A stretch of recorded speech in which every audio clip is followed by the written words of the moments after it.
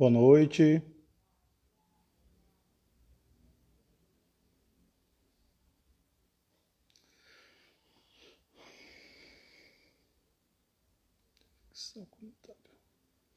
Boa noite, pessoal.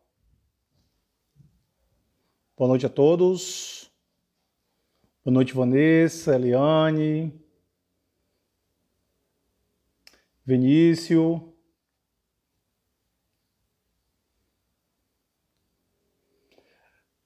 Boa noite, pessoal. Vou dar aqui um minutinho para esperar o pessoal entrar, ok?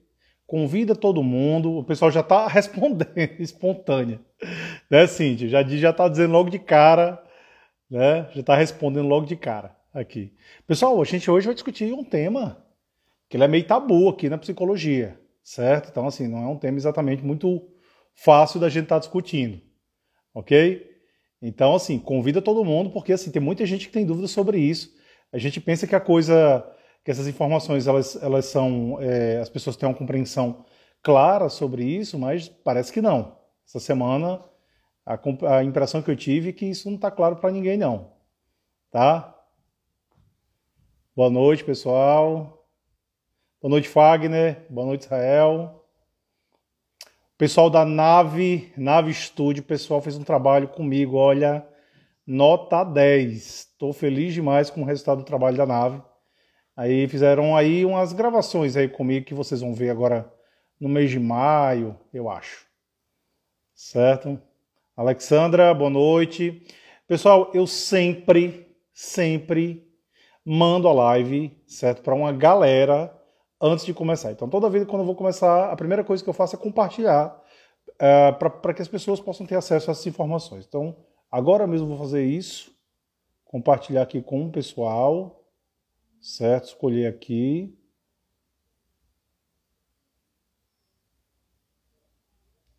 Façam o mesmo, por gentileza, compartilhe com a maior quantidade de pessoas que vocês puderem, porque isso ajuda muito as pessoas a terem acesso a essas informações relevantes que nós estamos falando aqui. Pronto, compartilha com um montão de gente aqui, por gentileza, façam o mesmo, compartilha aí também, que a gente vai trazer aqui um assunto realmente bem bacana, tá bom?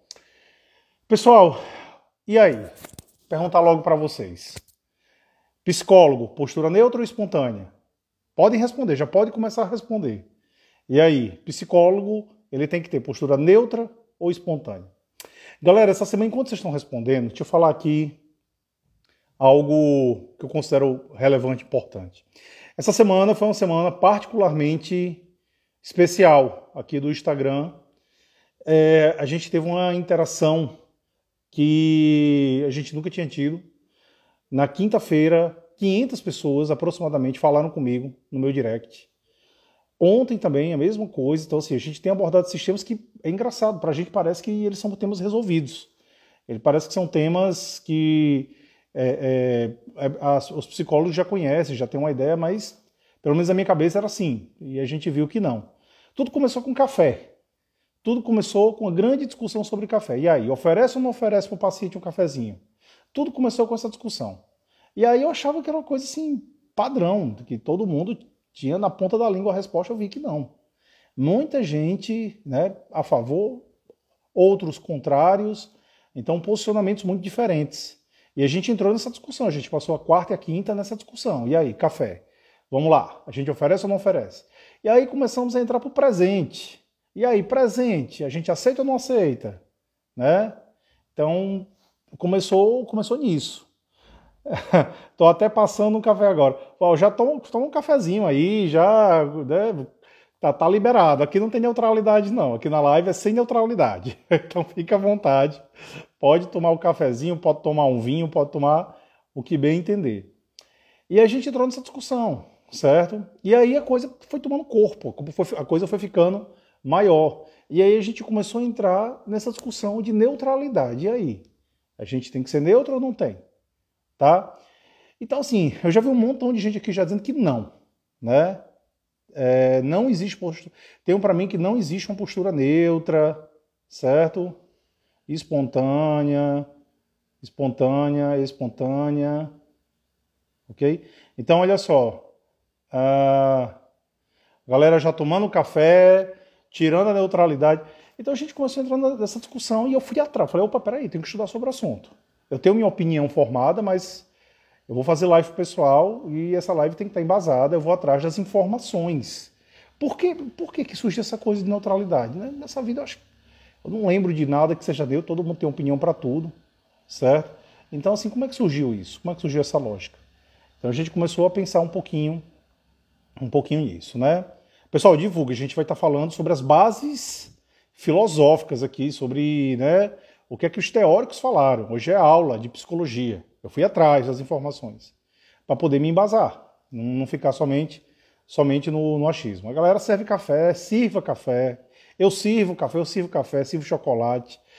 Sabe o que foi engraçado? Um paciente meu, que ele é dono de uma franquia de chocolate, ele viu as postagens.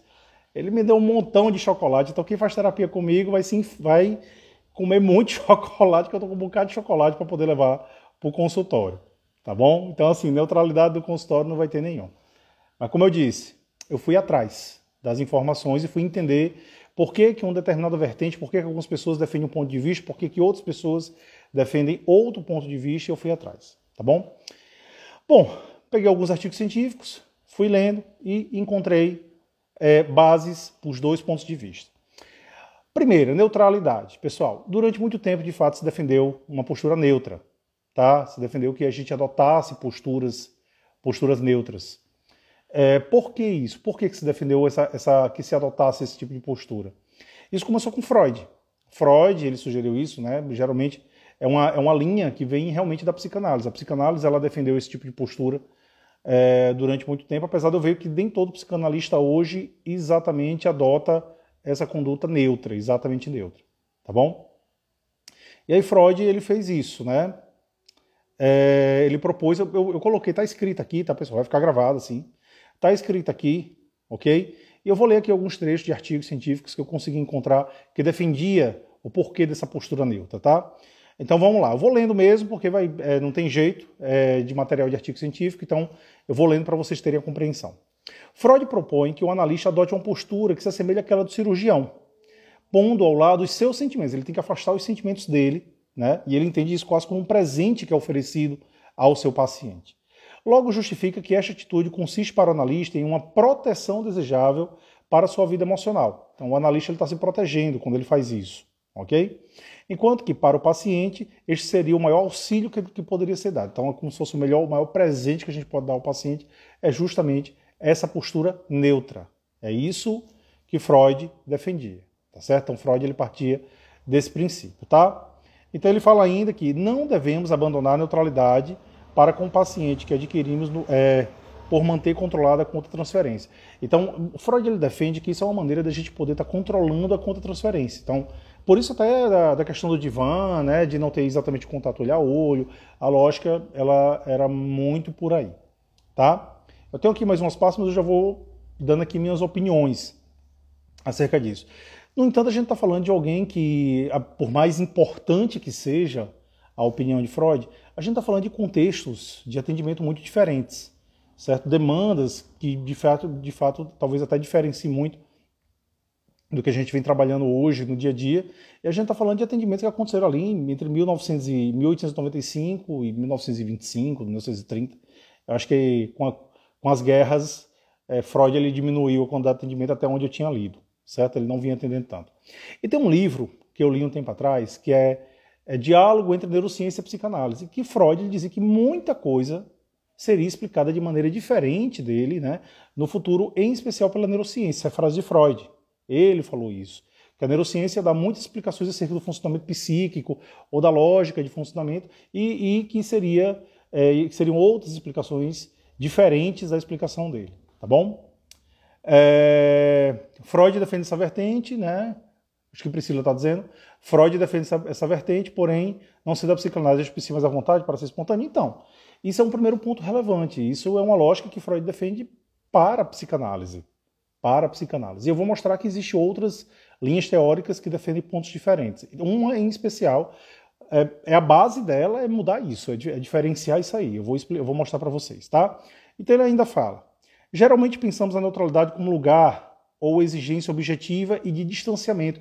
E ele faz uma referência, os artigos científicos que eu vi, ele faz uma referência com a ciência, que ele fala que é diferente, mas existe ali uma relação específica sobre a neutralidade científica, que de fato, quando a gente fala de ciência, existe uma neutralidade científica. Por quê? Porque eu não posso exercer influência sobre as variáveis. Eu não posso, os valores de Diego não podem exercer influência ali sobre as variáveis. Na psicanálise existe a diferença, porque a função específica é justamente deixar que o próprio paciente ele consiga trabalhar o seu funcionamento psicológico, enquanto você está protegido ali do processo contratransferencial, certo? Com esse processo de distanciamento, tá bom? Quando eu comecei a estudar resistência terapêutica, eu comecei a me dar conta do seguinte: esse processo transferencial ou contratransferencial, ele acontece, ponto. E não tem muito que a gente possa fazer em relação a isso. Ele simplesmente acontece, tá? A pessoa olha para minha roupa, ela tem um sentimento ali, positivo ou negativo. A pessoa olha para minha sala e ela tem um sentimento. Fazendo aqui um pequeno recorte de atendimento, já aconteceu na época das vacas magras, que eu não tinha muita grana para poder enfeitar, né, melhorar o meu consultório, de uma paciente, eu abri a porta, a paciente entrou, não tinha nada, a sala estava pelada, não tinha nada, vazia. Acho que até é bom, para não gerar o processo transferencial, teoricamente seria bom. Ela olhou assim, olhou para um lado, olhou para o outro e disse assim: que sala fraquinha a sua, né? A sua sala é muito caidinha. E ela soltou essa, tá? E o processo contratransferencial foi imediato. Assim, poxa, meu amigo, como é que a pessoa chega desse jeito? O primeiro contato da pessoa foi assim, desse jeito, entendeu? Então, assim, às vezes eu fico perguntando se tem muito o que fazer. A gente tem realmente o que fazer? A gente tem como mudar isso? Então, assim, o meu corte de cabelo, a maneira como eu olho, a roupa que eu visto, a maneira como eu falo, tudo isso será gerador de sentimento, certo? Que tem a ver com a história do paciente, não tem a ver com o que Diego faz ou deixa de fazer, certo? Então, tem a ver quase mais com a história do paciente. A história do paciente e os estímulos que naturalmente eu emito, espontaneamente, vai ser ativador ou não desse processo. E eu comecei a pensar sobre isso. Então, assim, eu entendi, certo? Já antecipando o que eu ia falar lá na frente, que às vezes, muitas vezes, a gente pode no máximo manejar. A gente pode no máximo conduzir esse processo. Não exatamente a gente teria como evitá-lo, como é de repente a proposta de Freud, né? Verdade, a forma como expomos, assim, não tem... Uma vez eu fiz uma experiência, eu não sei se tem algum aluno aqui meu dessa época, mas eu fiz uma experiência em sala de aula que a discussão era muito parecida com essa. A discussão era o seguinte: influenciar ou não influenciar? E ficou nessa discussão durante muito tempo. E aí, a gente influencia ou não influencia o nosso paciente? Pode influenciar ou não pode? E eu defendia que não tinha jeito. Eu defendia que a gente vai influenciar de qualquer forma o nosso paciente. E vários alunos defendiam que não, que a gente não pode exercer influência sobre o nosso paciente. O que de fato a gente precisa começar a pensar é o conceito de influência. Então eu vinha falando, eu comecei a discursar e parei do jeito que eu acabei de fazer. Só que aqui eu passei 5 segundos para não gerar um grande desconforto em vocês, mas lá eu passei 3 minutos. Lá eu fiquei 3 minutos absolutamente calado, e só olhando para eles. Eu ficava com a mão assim e olhando para eles. Olhando. Fazia nada, só isso aqui. 3 minutos nessa posição.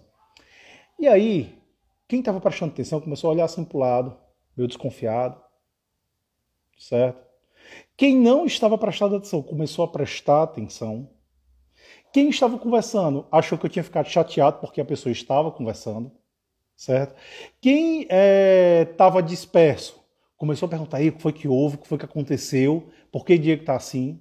Até que 3 minutos depois, um aluno disse: eu vou chamar a coordenadora, eu acho que ele está passando mal. Eu disse: não, chega, para.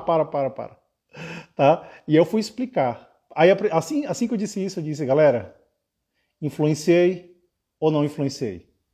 Aí foi unanimidade, influenciou. E aí a gente foi explicar que fenômeno foi aquele, que foi que aconteceu naquela hora.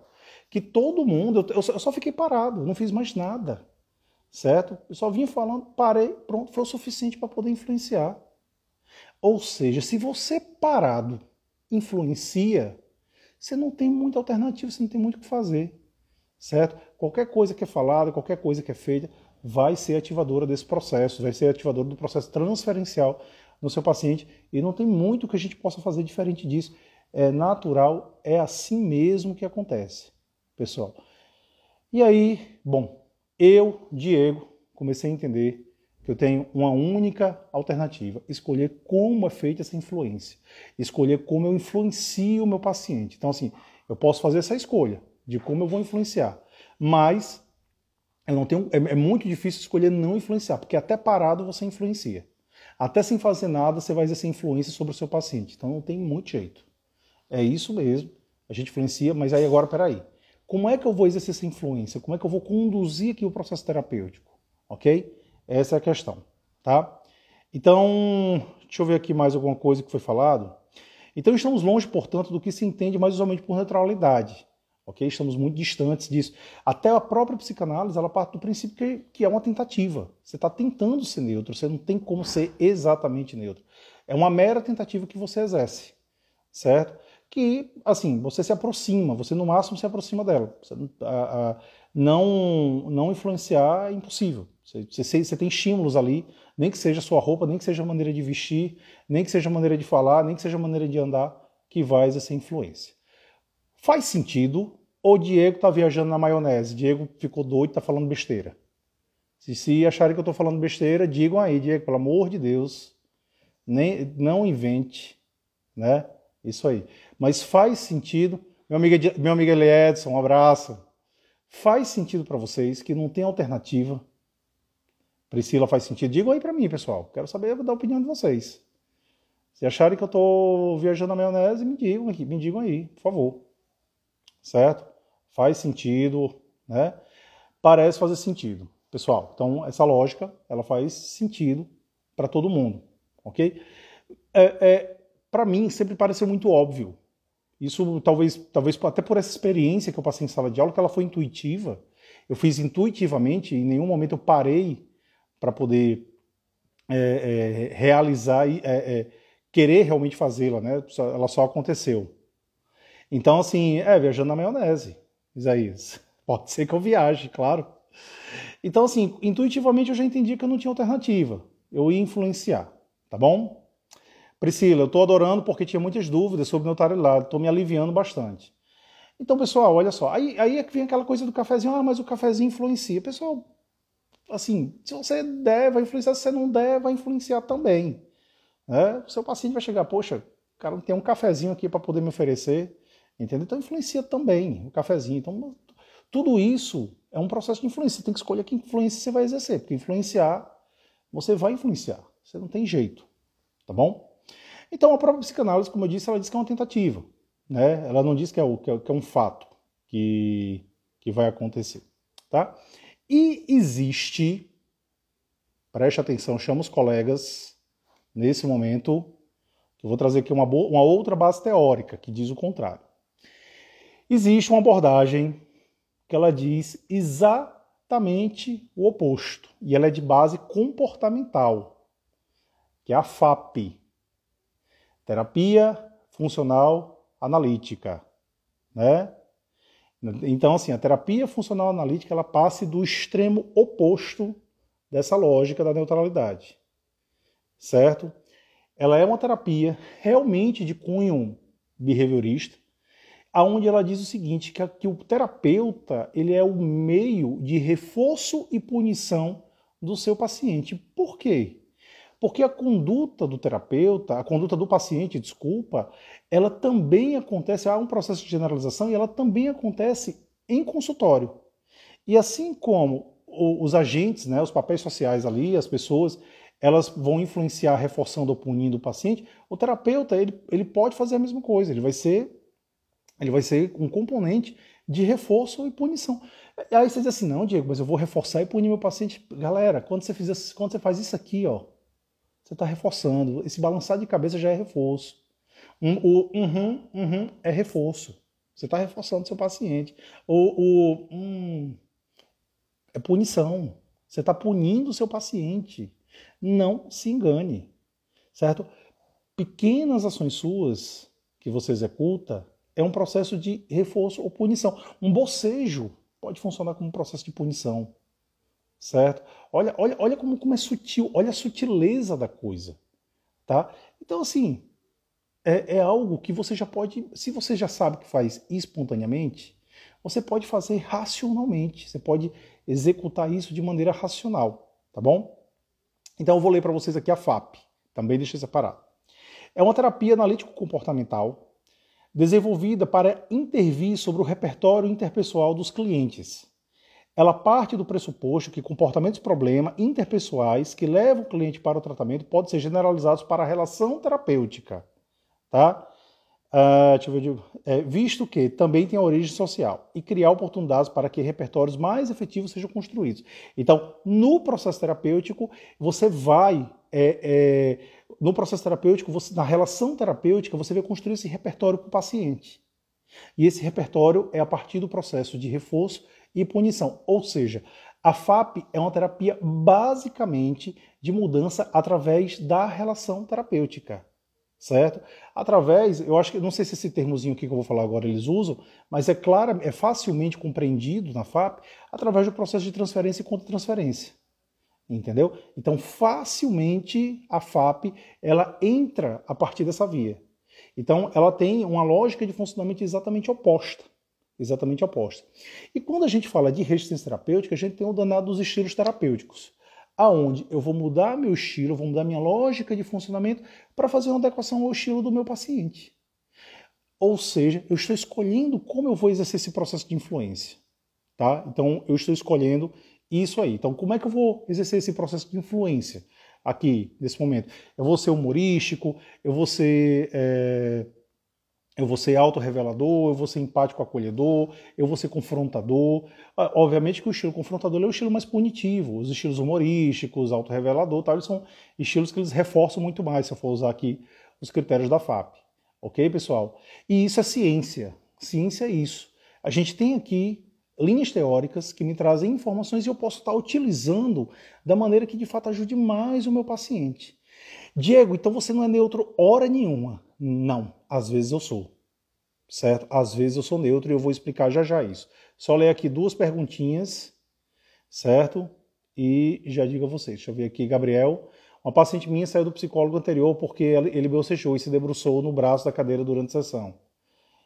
E meu grande amigo Otávio, ela era uma impaciente. Otávio sempre muito bem-humorado. Ela era uma impaciente, não era uma paciente não, né, Otávio? Então, pessoal, olha só, a questão dos estilos terapêuticos é justamente o processo de escolha. Você escolhe entrar nesse processo de influência porque você entende que ele vai acontecer de qualquer jeito. Então, como eu entendo que ele vai acontecer de qualquer forma, então eu decido entrar um pouquinho na onda, tá? Deixa eu ver aqui. Ou seja, pessoal, temos base teórica científica para defender que você não seja neutro. Nós temos base teórica científica para isso. Ok? Então, se você escutar assim na faculdade dizer, olha, tem que ser neutro, aí você pode dizer para ele, professor, a FAP, ela defende o ponto de vista oposto, que você não precisa ser neutro. Na verdade, você pode ser espontâneo. Quando eu falo espontâneo, é ser um pouquinho, a partir das suas características, ou eu posso até pensar nesse processo de relação terapêutica. Que condutas eu vou adotar para poder conseguir ajudar e guiar o meu paciente. Eu acho que a terapia de esquema ela também entra um pouco nisso, né? Quando eu vou fazer ali a reparentalização, eu sempre tenho dificuldade para falar essa palavra. Quando eu vou fazer isso, certo? Quando eu adoto esse tipo de postura, eu estou justamente abrindo mão da neutralidade. Eu vou quase ali estar assumindo esse papel, né, de suprir necessidades não atendidas também. Então a terapia de esquema também entra um pouco nessa lógica. Só a FAP eu tenho mais? Não, tem várias, Priscila. Eu acho que a boa parte das abordagens de base de terapia cognitivo-comportamental, ela sai um pouco dessa postura neutra. Eu acho que a humanista social também, se você for parar para pensar, ela não é tão neutra assim, certo? Ela entra num processo realmente de acolhimento. Então, assim, aí eu tô saindo um pouco da neutralidade quando eu faço isso, né? Meu amigo Ramon, boa noite. Márcia, seja bem-vinda. Então, qual é a lógica da conduta da FAP? A FAP ela entra a partir de 3 processos, que eles chamam de CRB 1, 2 e 3, que é comportamento clinicamente relevante 1, 2 e 3, né? O CRB1 é tudo aquilo que a gente vai retirar de conduta do paciente que precisa ser retirado, ok? O CRB2 é tudo aquilo que precisa ser acrescentado e o CRB3 é o processo de autoconhecimento.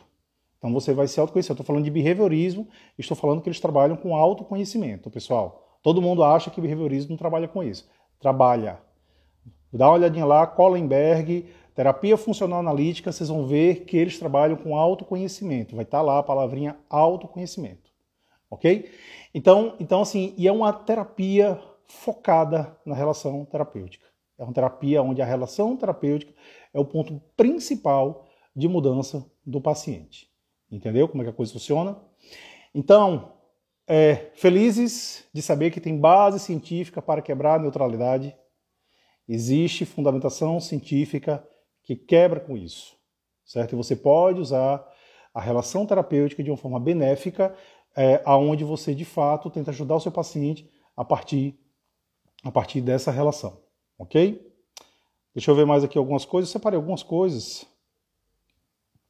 Então, pessoal, sejam analíticos, pense, em especial tem uma palavrinha que eu falo muito, né, que é sobre a função.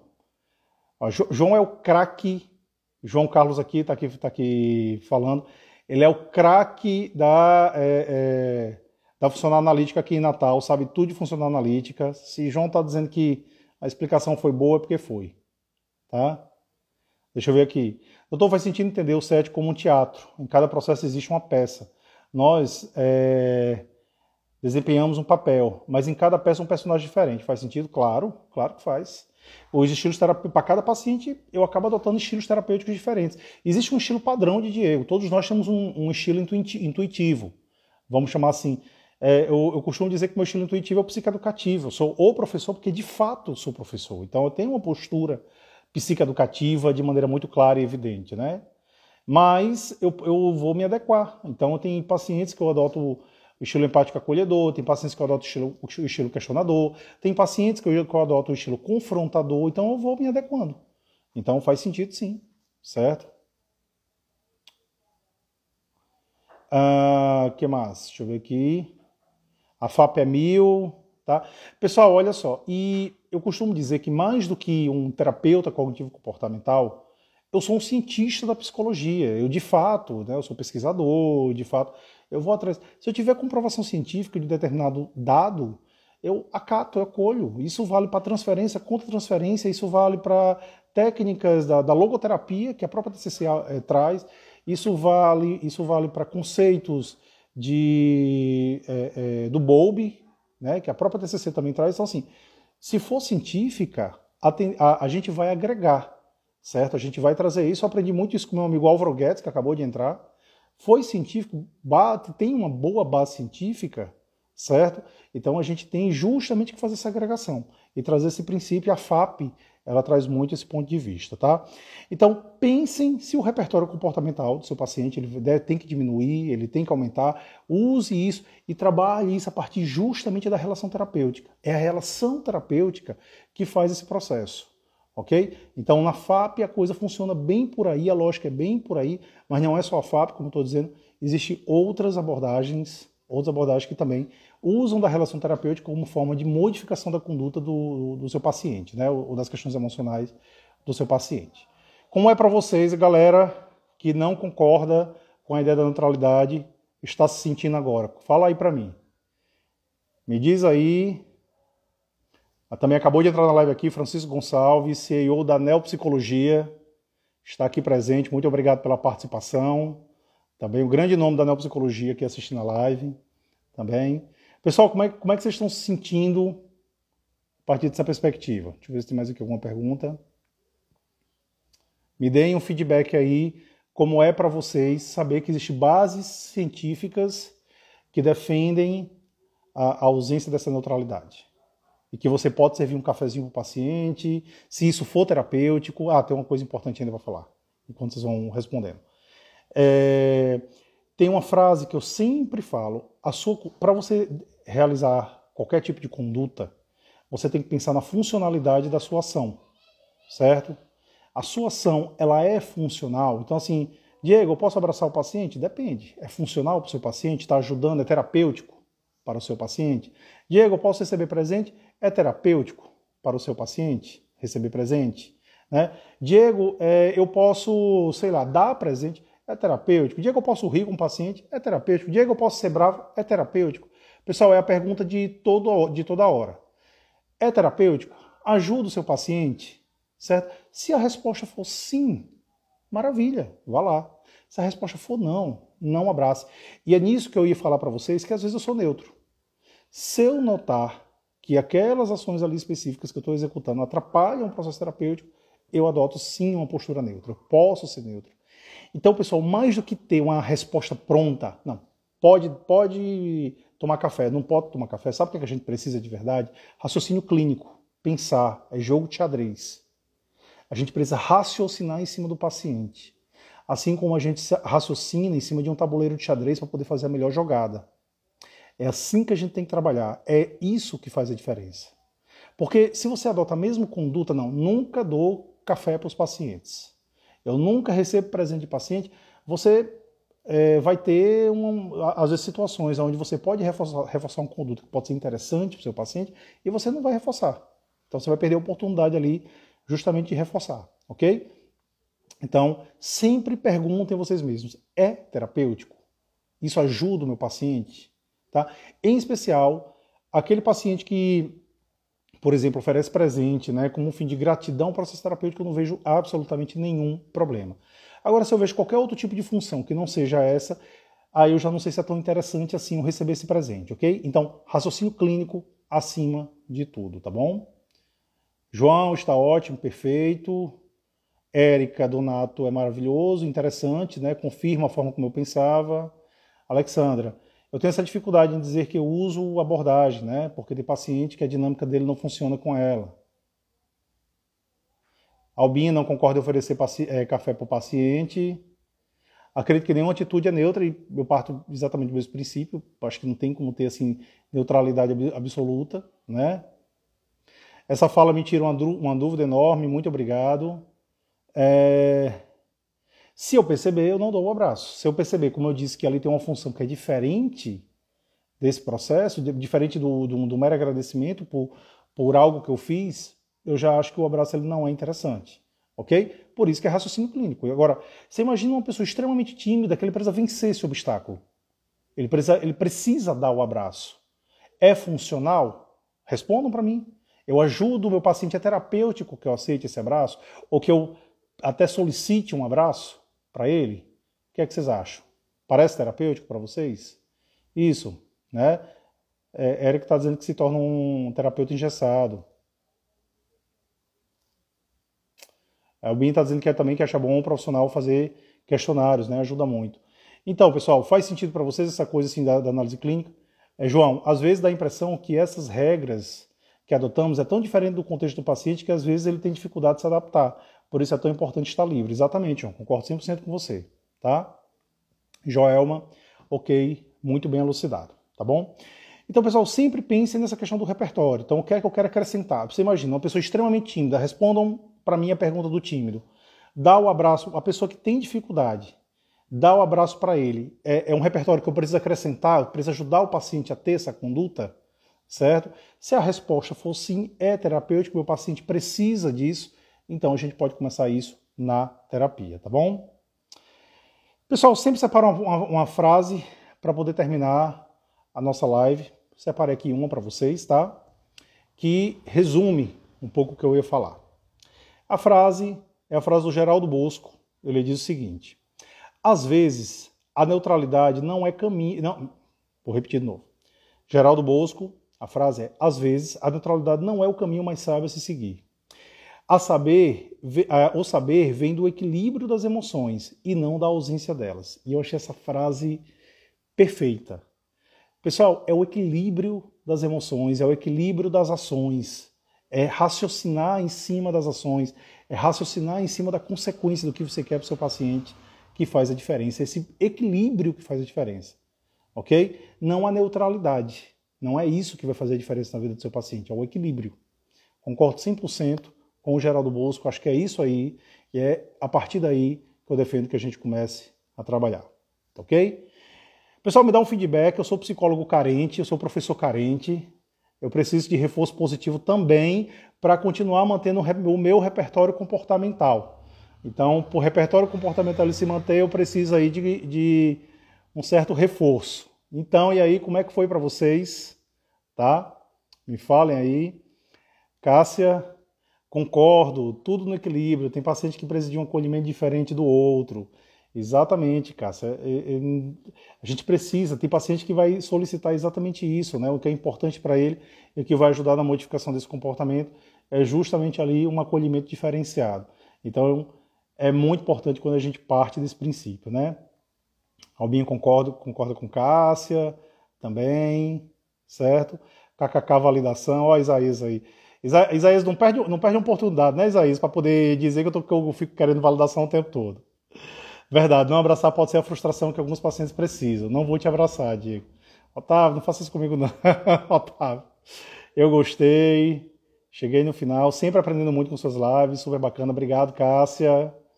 Pessoal, isso aqui é conteúdo que eu fui estudar esses dias, tá? Eu fui atrás, assim como todo mundo, eu tinha uma definição na minha cabeça, mas eu falei, não, minha definição ela precisa de fundamentação, e eu fui atrás da fundamentação. Conhecia menos o conceito porquê da psicanálise, da ideia de neutralidade, conhecia mais da FAP, já que são linhas de trabalho muito próximas da minha, então conhecia um pouco mais e hoje eu resolvi dar uma olhadinha nas duas para poder a gente chegar aqui num consenso, tá bom?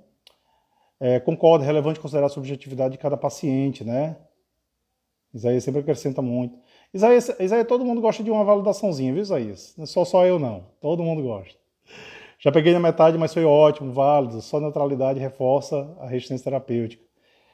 Israel, concordo demais. Live maravilhosa como sempre, Diego. Pessoal, pois muito obrigado a todos. Por gentileza, se eu pedir aqui um favor, a live vai acabar. Comenta. Pessoal, olha, é muito bacana que as pessoas tenham essa informação. Quanto mais gente recebe essa informação, melhor. O Instagram é a democratização da publicidade. Então, assim, divulga para todo mundo isso aqui porque é de graça. O povo não paga nada para poder ver essas informações. Então, você quer bem a um colega seu, psicólogo? Manda para ele essa live, tá? Que ele vai ver.